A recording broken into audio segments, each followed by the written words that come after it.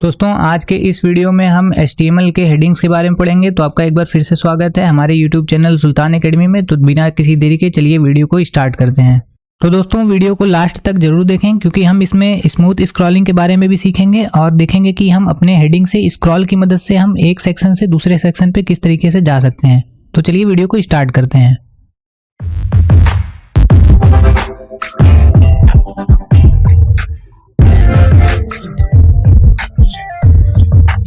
दोस्तों HTML के headings क्या होते हैं। दोस्तों HTML हेडिंग्स का यूज़ वेब पेज के टाइटल्स और हेडिंग्स या फिर सेक्शन को डिज़ाइन करने के लिए किया जाता है।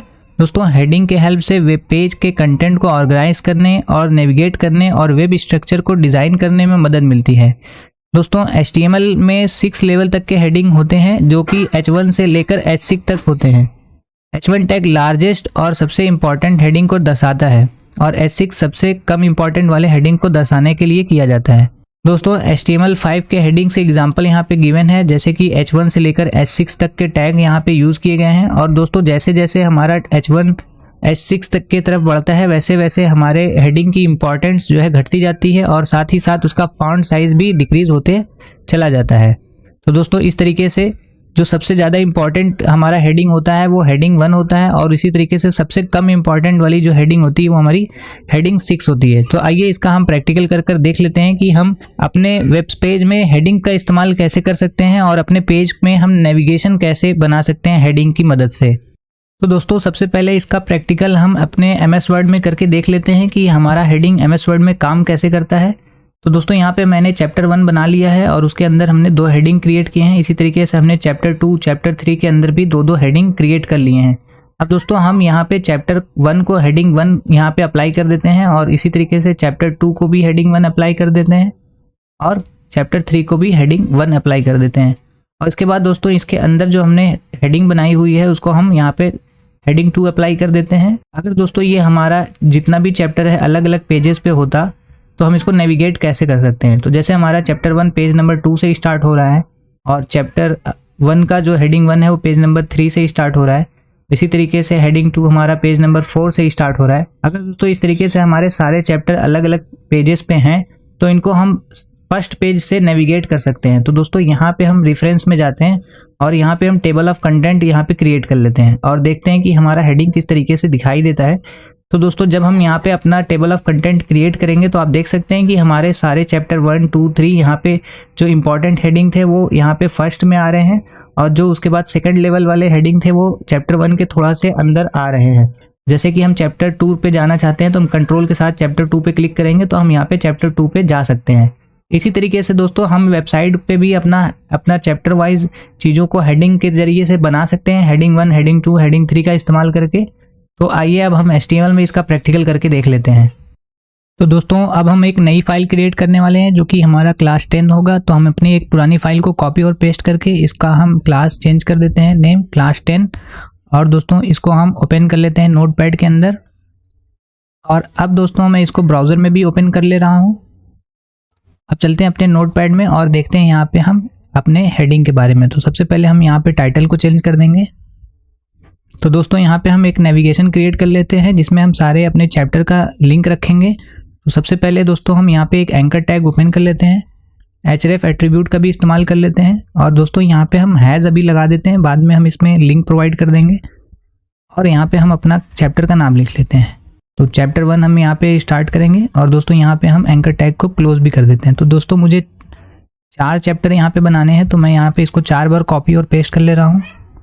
तो इस तरीके से मैंने यहाँ पे 4 चैप्टर बना लिए। चलिए इसको हम रीनेम कर देते हैं 2 3 4। तो दोस्तों हमने यहाँ पे इसको रीनेम कर दिया। अब हम नेविगेशन बार को यहाँ पे क्लोज करेंगे। तो सबसे पहले हम यहाँ पे नेविगेशन बार को क्लोज कर लेते हैं और अब दोस्तों हम यहाँ पे अपना कंटेनर क्रिएट करने वाले हैं जिसमें हम चैप्टर 1 2 3 को बनाएंगे। तो यहाँ पे हम दोस्तों एक डिव क्रिएट कर लेते हैं जिसका हम क्लास यहाँ पे रख देते हैं कंटेनर के नाम से। और दोस्तों इस डिव को हम यहाँ पे क्लोज भी कर देते हैं और इस डिव के अंदर दोस्तों हम हेडिंग 1 का इस्तेमाल करेंगे। और दोस्तों यहाँ पे हम चैप्टर 1 लिख दे रहे हैं और उसके बाद हेडिंग 1 को यहाँ पे हम क्लोज भी कर देंगे। और दोस्तों यहाँ पे हम एक पैराग्राफ टैग भी लेंगे जिसमें हम अपने कुछ पैराग्राफ को ऐड करेंगे। और दोस्तों हम इसमें आईडी भी इसको प्रोवाइड कर देते हैं ताकि हमको स्क्रॉलिंग में मदद मिले। तो हम यहाँ पे इसका आईडी दे देते हैं चैप्टर 1। तो यहाँ पे हमने 1 आईडी दे दी इसकी। अब दोस्तों इस तरीके से मुझे 4 चैप्टर चाहिए होंगे, तो मैं इसको कॉपी और पेस्ट करके यहाँ पे 4 बार बना लेता हूँ। तो दोस्तों मैंने इसको 4 बार पेस्ट कर दिया। अब इसका हम चैप्टर का नेम चेंज कर देते हैं, यहाँ पे चैप्टर 2, चैप्टर 3 और चैप्टर 4। अब दोस्तों चलिए हम इसको सेव करके अपने ब्राउज़र में चेक कर लेते हैं। तो देखिए दोस्तों यहाँ पे हमारे पास चैप्टर 1, 2, 3 के लिंक आ चुके हैं और उसके साथ ही साथ यहाँ पे हमारे पास चैप्टर 1, 2, 3 का हेडिंग 1 आ चुका है। अब दोस्तों हम इसको अलग अलग सेक्शन में कर देंगे। तो चलिए अपने नोटपैड पे चलते हैं। तो दोस्तों यहाँ पे हमारे सभी हेडिंग का जो आईडी है वो सेम हो चुका है। तो इसको हम यहाँ पे सबसे पहले चेंज कर देते हैं, क्योंकि ये हमारा आईडी डिफरेंट होना चाहिए। 2 यहाँ पे हमने आईडी 3 कर दिया और यहाँ पे हमने आईडी 4 कर दिया। अब दोस्तों अब हम यहाँ पे कुछ पैराग्राफ को ऐड कर लेते हैं। तो हम चलते हैं MS वर्ड के अंदर और यहाँ से हम कुछ पैराग्राफ को कॉपी कर लेते हैं। सबसे पहले चैप्टर 1 में पेस्ट कर लेंगे, उसके बाद यहाँ पे चैप्टर 2 के अंदर भी पेस्ट कर लेते हैं और चैप्टर 3 के अंदर भी यहाँ पे हम पैराग्राफ में पेस्ट कर लेते हैं और चैप्टर 4 के अंदर भी पेस्ट कर लेते हैं। और उसके बाद इसको सेव करके हम ब्राउज़र में चल के देखते हैं कि ये हमारा किस तरीके से दिखाई देगा। तो देखिए यहाँ पे दोस्तों ये सारे एक ही पेज के अंदर आ रहे हैं। पहले हम इसको अलग अलग सेक्शन में चेंज करेंगे स्टाइल की मदद से। तो चलिए नोटपैड में हम इसको स्टाइल करके देख लेते हैं। तो दोस्तों स्टाइल करने के लिए सबसे पहले हमें अपने हेड टैग के अंदर स्टाइल टैग को ओपन करना होता है। तो यहाँ पे हम स्टाइल टैग को ओपन कर लेते हैं और दोस्तों यहाँ पे हम स्टाइल टैग को क्लोज भी कर लेते हैं। और इसके बीच में दोस्तों हमको जो भी स्टाइलिंग लिखनी होती है वो हम लिखते हैं। तो सबसे पहले हम यहाँ पे बॉडी टैग को स्टाइल करने वाले हैं और बॉडी टैग को दोस्तों हम सबसे पहले यहाँ पे वेड्थ यहाँ पे इसको प्रोवाइड कर देते हैं कि ये हमारे पूरे 100% वेड्थ ना रह के 80% यहाँ पे इसका वेड्थ रहेगा। और उसके बाद दोस्तों इसका बैकग्राउंड कलर हम सेट कर देते हैं। तो दोस्तों हमने इसका बैकग्राउंड कलर सेट कर दिया है। अब इसकी हम मार्जिन को सेट कर देते हैं। दोस्तों मार्जिन 0 ऑटो करने से हमारा जो बॉडी टैग है वो हमारे स्क्रीन के बिल्कुल सेंटर पे आ जाता है। और अब दोस्तों हम इसमें बॉर्डर लगा के देख लेते हैं 2 पिक्सल सॉलिड रेड कलर का। अब हम इसको सेव करके चलिए अपना ब्राउज़र चेक करते हैं कि हमारे ब्राउज़र में क्या चेंजेस हुआ। तो दोस्तों आप देख सकते हैं कि हमारा जो बॉडी टैग है वो मार्जिन 0 ऑटो की वजह से सेंटर में आ गया है और यहाँ पे 2 पिक्सल का बॉर्डर भी लग गया है। अब दोस्तों हमारा जो कंटेंट है वो बिल्कुल बॉडी टैग से बिल्कुल सट के आ रहा है। तो यहाँ पे हम पैडिंग भी दे सकते हैं इसको, ताकि ये हमारा इस बॉर्डर से थोड़ा सा अंदर रहे। तो हम बॉडी टैग के अंदर यहाँ पे पैडिंग यूज़ कर लेते हैं। दोस्तों हम यहाँ पे 20 पिक्सल का पैडिंग यूज़ कर लेते हैं। अब हम इसको रिलोड करके देख लेते हैं। तो देखिए यहाँ पे हमारे पास कुछ गैप आ गया है। अपने कंटेनर को यहाँ पे स्टाइल करने वाले हैं। तो चलिए हम नोटपैड पे चलते हैं और अपने कंटेनर को यहाँ पे स्टाइलिंग कर लेते हैं। तो दोस्तों यहाँ पे हम कंटेनर टैग को टारगेट कर लेंगे। क्लास को सिलेक्ट करने के लिए डॉट का इस्तेमाल करते हैं और कंटेनर को स्टाइल सबसे पहले हम यहाँ पे इसकी वेड्थ को सेट कर लेते हैं 100%, क्योंकि ये बॉडी का पूरा 100% वेड्थ लेगा। और उसके साथ यहाँ पे हम इसकी हाइट भी सेट कर लेते हैं और इसकी हाइट हम दे देते हैं 100 VH। तो हमारा जितना भी हाइट होगा स्क्रीन का उतना हाइट ये हमारा कंटेनर लेगा। और दोस्तों हम इसको अलग अलग करने के लिए यहाँ पे 2 पिक्सल का सॉलिड बॉर्डर भी ऐड कर लेते हैं ग्रीन कलर का। अब दोस्तों यहाँ पे हम कर्ली ब्रैस को बंद कर लेते हैं, सेव करते हैं और ब्राउज़र पे चल के रिलोड करते हैं। तो देखते हैं कि हमारा जो सेक्शन है वो देखिए अलग अलग यहाँ पे आ चुका है।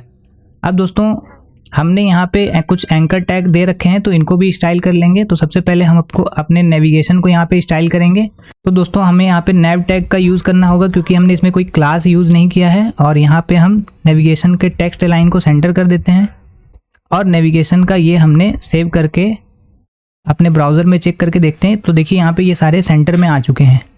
अब इसके बाद दोस्तों ये जो एंकर टैग है इसको भी हम स्टाइलिंग कर लेते हैं। तो इसके लिए हमें नेविगेशन बार के सभी एंकर टैग को टारगेट करने के लिए नैव टैग लिखना होगा, उसके बाद एंकर टैग यहाँ पे लिखना होगा। अब दोस्तों इसको हम सबसे पहले डिस्प्ले सेट कर लेते हैं यहाँ पे, क्योंकि दोस्तों ये इनलाइन ब्लॉक रहेगा तभी हम इस पर मार्जिन और पैडिंग यूज़ कर सकते हैं। और उसके बाद यहाँ पे हम पैडिंग यूज़ कर लेते 10 पिक्सल और 20 पिक्सल का लेफ्ट राइट से, 10 pixel top bottom, 20 pixel left right से। और उसके बाद पैडिंग के बाद दोस्तों इसको हम सेव करके देखते हैं कि ये हमारा कैसा दिखाई देता है। तो यहाँ पे हम कर्ली ब्रैस को बंद करते हैं, सेव करते हैं, ब्राउज़र पे रिलोड करके देखते हैं। तो देखिए अभी ये कुछ इस तरीके से दिखने लगा टेक्स्ट डेकोरेशन। तो दोस्तों इसको हम नन सेलेक्ट कर लेंगे और उसके बाद दोस्तों इसका बैकग्राउंड कलर भी हम सेट कर लेते हैं। तो यहाँ पे हमने इसका बैकग्राउंड कलर दे दिया और उसका फॉन्ट कलर हम यहाँ पे सेट कर लेते हैं वाइट। तो हम 3 बार F लिखेंगे तो ये हमारा फॉन्ट कलर वाइट हो जाएगा। अब इसको सेव करते हैं और रिलोड करके देखते हैं कि ये हमारा ये काम कर रहा है कि नहीं। अब दोस्तों देखिए यहाँ पे हमारे पास सारे एंकर टैग क्लोज हो गए। इस पर क्लिक करने से अभी हम किसी भी सेक्शन पे मूव नहीं कर पा रहे हैं। अब चलते हैं इसको सेक्शन वाइज मूव करके देख लेते हैं। तो यहाँ पे दोस्तों हमने एंकर यूज़ किया हुआ है। यहाँ पे हम अपने सभी ID का इस्तेमाल करेंगे। तो जैसे यहाँ पे हमने चैप्टर 1 में ID दिया हुआ है, हेडिंग 1 का 1 ID दिया हुआ है, और इसी तरीके से यहाँ पे हमने चैप्टर 2 में ID यहाँ पे 2 दी हुई है, इसी तरीके से यहाँ पे हमने 3 दिया हुआ है। तो दोस्तों यहाँ पे हम चलिए अपने चैप्टर का ID यहाँ पे दे देते हैं। तो सबसे पहले हम यहाँ पे हैज़ के आगे लगा देते हैं दोस्तों ID 1, और उसके बाद यहाँ पे हम लगा देते हैं अपना ID 2, और दोस्तों यहाँ पे हम लगा देते हैं ID 4।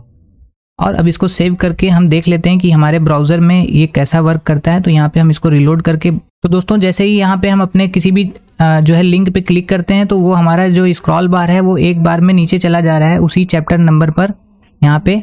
और दोस्तों इसको हम स्मूथ स्क्रॉलिंग करने के लिए अपने नोटपैड में चलेंगे। तो दोस्तों अब हमें यहाँ पे सबसे ऊपर बॉडी टैग के ठीक ऊपर हमें यहाँ पे दोस्तों HTML टैग को टारगेट करना होगा।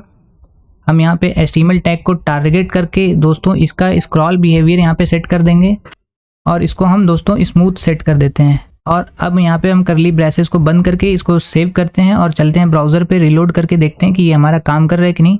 तो दोस्तों अब आप देख सकते हैं कि हम किसी भी अपने चैप्टर पे क्लिक कर रहे हैं तो हम वहाँ पे उस चैप्टर पर ईजिली स्मूथ स्क्रॉलिंग के जैसे मूव कर सकते हैं। जैसे चैप्टर 2 हो गया, चैप्टर 4 हो गया।